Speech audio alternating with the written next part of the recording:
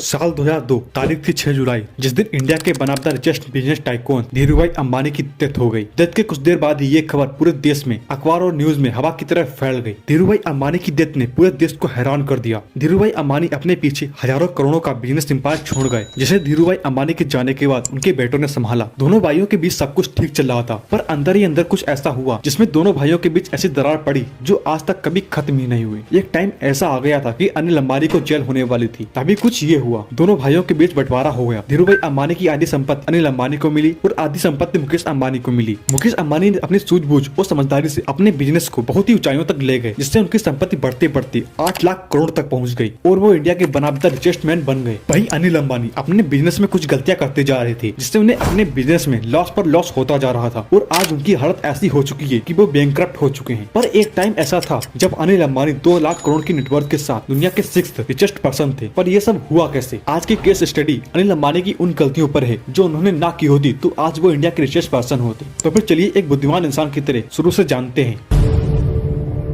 साल था 2002 जब धीरूभाई अंबानी की डेथ हुई। उस समय उनकी नेटवर्थ 25,000 करोड़ की थी। वो उस टाइम के 139th रिचेस्ट पर्सन थे। धीरूभाई अंबानी की डेथ के बाद उनके बिजनेस को दोनों भाई ने साथ में मिलकर संभाला, पर समय के साथ दोनों भाइयों के बीच दरारें काफी हद तक बढ़ने लगी। इसका कारण था दोनों भाइयों का अलग अलग रास्ता होना, क्योंकि मुकेश अंबानी टेलीकॉम बिजनेस को ग्रो करना चाहते थे, वहीं अनिल अंबानी पावर जनरेशन को ग्रो करना चाहते थे। पर रिलायंस के पास एक ही प्रोजेक्ट में इन्वेस्ट करने का पैसा था और उन्होंने टेलीकॉम बिजनेस में इन्वेस्ट किया। टेलीकॉम बिजनेस में इन्वेस्ट करने के पीछे का रीजन था अनिल अंबानी की लाइफ स्टाइल। वो सेलिब्रिटीज के साथ में रहते थे, पार्टीज किया करते थे और पॉलिटिशियंस के साथ में रहा करते थे, जिससे मुकेश अंबानी बिल्कुल खुश नहीं थे। दोनों भाइयों के बीच लड़ाई काफी हद तक बढ़ने पर कोकिला बहन ने रिलायंस को डिवाइड करने का फैसला लिया। 18 जून 2005 रिलायंस इंडस्ट्रीज को दोनों भाइयों के बीच बांट दिया गया। मुकेश अंबानी को मिली Reliance Industries Limited, Indian Petrochemical Corporation Limited, जो बाद में मिलकर रिलायंस इंडस्ट्रीज लिमिटेड हो जाती है, जिसके under refinery, petrochemical, oil and gas आता है। वहीं अनिल अंबानी के पास Reliance Communication, Reliance Capital, Reliance Power जैसी कंपनीज आती हैं, जिसे एडीएजी नाम दिया गया।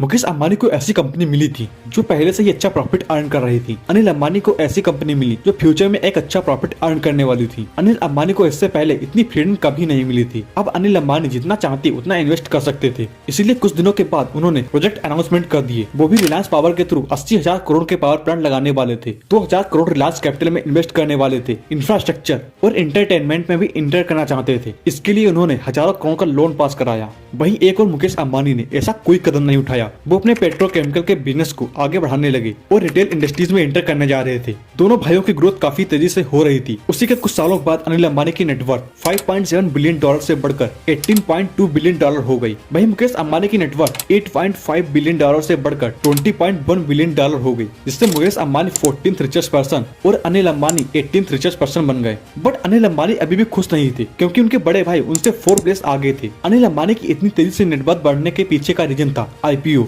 और अब वो रिलायंस पावर के आईपीओ को भी लाने वाले थे। रिलायंस पावर 12 अलग अलग प्रोजेक्ट पर काम कर रही थी, जिसमें दौदरी प्रोजेक्ट सबसे बड़ा प्रोजेक्ट होने वाला था। जब जनवरी 2008 में इसका आईपीओ लॉन्च हुआ तो 1 मिनट के अंदर फुल्ली सब्सक्राइब्ड हो गया। कंपनी ने 11,500 करोड़ रुपए कमाए और ये इंडिया का सबसे बड़ा आईपीओ बन गया। साथ ही रिलायंस कम्युनिकेशन इंडिया की 2nd लार्जेस्ट टेलीकॉम कंपनी बन गई और रिलायंस कैपिटल भी अच्छा ग्रोथ कर रही थी। 2008 में अनिल अंबानी की नेटवर्थ 18.2 बिलियन डॉलर से 42 बिलियन डॉलर हो गई और अब अनिल अंबानी दुनिया के 6th रिचेस्ट पर्सन बन चुके थे। बट वो अभी भी खुश नहीं थे, क्योंकि उनके बड़े भाई उनसे अभी भी आगे थे। अनिल अंबानी अपने बिजनेस को तेजी से एक्सपेंड करते जा रहे थे, पर उन्हें पता ही नहीं था कि उनकी लाइफस्टाइल बहुत ही जल्दी खत्म होने वाली है। कुछ ऐसा ही हुआ और उनका बिजनेस कोलैप कर गया।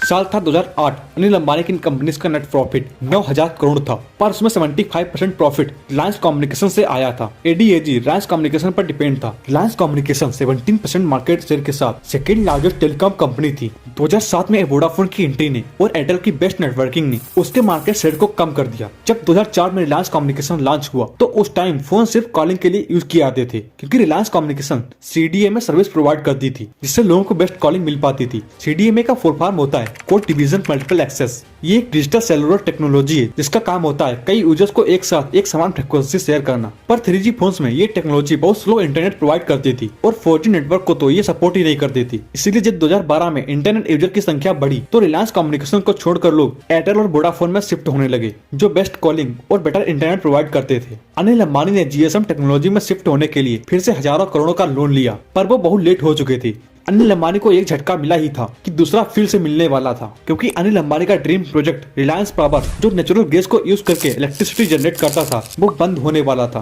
क्योंकि नेचुरल गैस की सप्लाई के लिए अनिल अंबानी सिर्फ एक व्यक्ति पर निर्भर थे, वो थे उनके बड़े भाई। बंटवारे के टाइम पर दोनों भाइयों के बीच एक एग्रीमेंट हुआ था जिसमें रिलायंस इंडस्ट्रीज ने अनिल अंबानी को 10 साल तक $2.34 पर यूनिट के हिसाब से नेचुरल गैस सप्लाई करने का कॉन्ट्रैक्ट था। पर मुकेश अंबानी ने प्राइस को डबल कर दिया, जिससे अनिल अंबानी ने मुकेश अंबानी के खिलाफ मुंबई हाई कोर्ट में ब्रीच ऑफ कॉन्ट्रैक्ट का केस दर्ज कर दिया, जिसे 2009 में अनिल अंबानी ने जीत लिया। पर मुकेश अंबानी ने सुप्रीम कोर्ट के डिसीजन के अगेन अपील कर दी और इस बार कोर्ट का डिसीजन मुकेश अंबानी के फेवर में आया। अब अनिल अंबानी के पास नेचुरल गैस को हाई प्राइस में खरीदने के अलावा कोई दूसरा ऑप्शन नहीं था, जिससे अनिल अंबानी को हजारों करोड़ों का लॉस हुआ। उनकी सभी कंपनी डूबती जा रही थी और रिलायंस कैपिटल ही अनिल अंबानी की लास्ट उम्मीद बची थी। रिलायंस कैपिटल के कई सारे बिजनेस में से एक था कॉर्पोरेट फाइनेंसिंग का, जिसमें वो दूसरी कंपनियों को लोन देते थे, पर उन्होंने हजारों करोड़ का लोन अपनी ही अदर कंपनीज को दिया था, मगर अब वो पैसा डूब चुका था, जिससे रिलायंस कैपिटल का भी डाउनफॉल हो गया। इसी के चलते एडेक पर 1,25,000 करोड़ का लोन हो गया। फिर भी अनिल अंबानी ने दूसरे सेक्टर में एंट्री लेने की सोची और पिपावा डिफेंस नाम की कंपनी को 2000 करोड़ में खरीद कर डिफेंस इंडस्ट्रीज में भी एंट्री ले ली।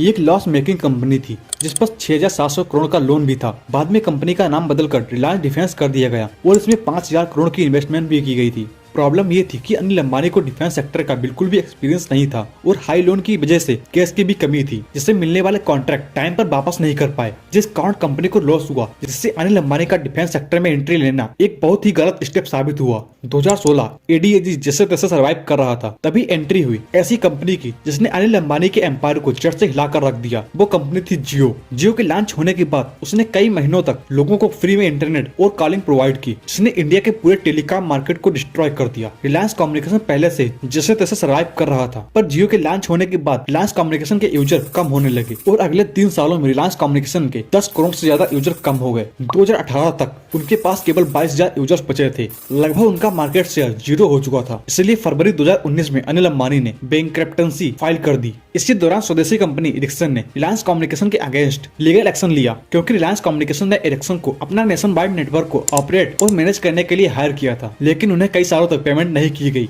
2019 में सुप्रीम कोर्ट ने अनिल अंबानी को ऑर्डर दिया कि 1 महीने के अंदर एरिक्सन को 550 करोड़ रुपए पे करें। अगर ऐसा नहीं किया तो 3 महीने के अंदर जेल हो जाएगी। उनके जेल जाने को कोई टाल नहीं सकता था, मगर लास्ट डे मुकेश अंबानी ने एरिक्सन को पेमेंट किया और अनिल अंबानी को बचा लिया। पर मुकेश अंबानी के पेमेंट करने के बाद भी अनिल अंबानी का लोन कम नहीं होने वाला था। एडीएजी ने जिन जिन बैंक से लोन लिया था उन सभी बैंक ने अपना पैसा रिकवर करने के लिए अनिल अंबानी के अगेंस्ट केस फाइल कर दिया, जिससे अनिल अंबानी को अपनी हर एक फेवरेट चीज और कंपनी बेचनी पड़ी। फिर भी अनिल अंबानी का कर्ज कम नहीं हुआ। इसी के चलते अनिल अंबानी पर 2021 तक 20,000 करोड़ का लोन बचा हुआ है। आज के टाइम में अनिल अंबानी की बची हुई सभी कंपनियों के प्राइस गिर चुके हैं। टाइम्स ऑफ इंडिया की रिपोर्ट के अकॉर्डिंग अनिल अंबानी के करंट नेटवर्थ 250 करोड़ बताई जा रही है। एक टाइम हुआ करता था जब अनिल अंबानी अपने फेम, पैसा, पावर और अपने बिजनेसेस के लिए जाने जाते थे। अनिल अंबानी ने टाइम पर अपने बिजनेस को इंक्रीज नहीं किया और बिना सोचे समझे कदम रखा, जिस वजह से अनिल अंबानी का पूरा एम्पायर एक के बाद एक खत्म हो गया। ऐसे ही और केस स्टडीज देखने के लिए वीडियो को लाइक और चैनल को सब्सक्राइब करना बिल्कुल मत भूलना। हम आपके लिए इतना वैल्यूएबल कंटेंट लाते हैं, इसके लिए आप एक लाइक और सब्सक्राइब तो कर ही सकते हैं।